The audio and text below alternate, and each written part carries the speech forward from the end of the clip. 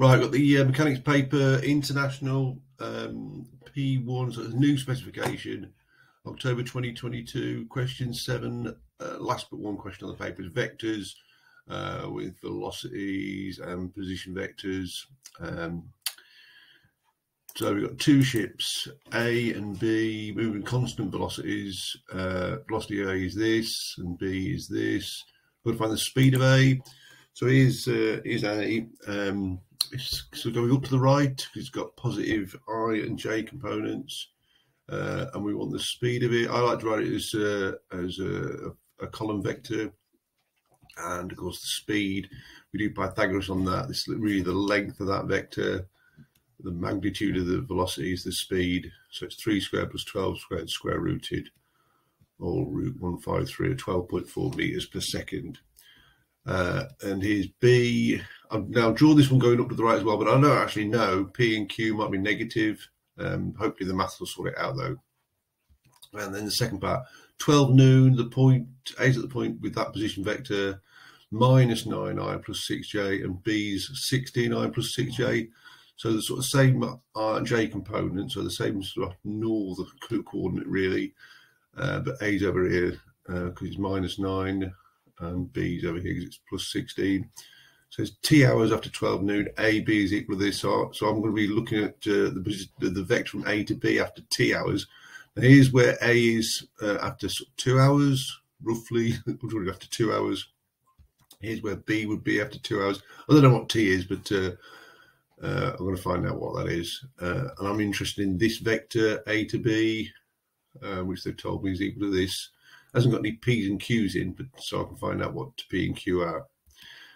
Now, the position vector of A is going to be the minus 9,6 plus T times the velocity vector. I've drawn it as 2 here, so it will be 2 times 312. But I don't know what T is, so that's the position vector after T hours. And I can write this as one column vector like that. B, similar thing, position vector at noon plus T times the velocity vector. Give me this. Like I say, I want this vector from A to B. So I've got to do the position vector of B minus the position vector of A, because if I want to go from A to B, it's the same as go from A to the origin and then up to B. Or if you like, minus OA, which is minus RA plus the RB. So I'll do this one minus this one, and I can simplify it down to this. I've got 16 minus 9, PT minus 3T, 6 minus 6, and Q minus QT minus 12T. And it tells me it's equal to this. So it's 25 minus 12T and minus 9T. So comparing the components, that P minus 3 must be equal to minus 12. Give me P is minus 9. And Q minus 12 must be equal to minus 9. So Q is equal to 3. And then the last part, the bearing of A from B when the ships are 15 kilometers apart, that's the nearest degree. So on the length of this vector from A to B to be equal to 15, and the length of that vector, and we'll do Pythagoras on it, 25 minus 12t all squared minus 9 plus minus 9t all squared. Like I say, that's got to be equal to 15.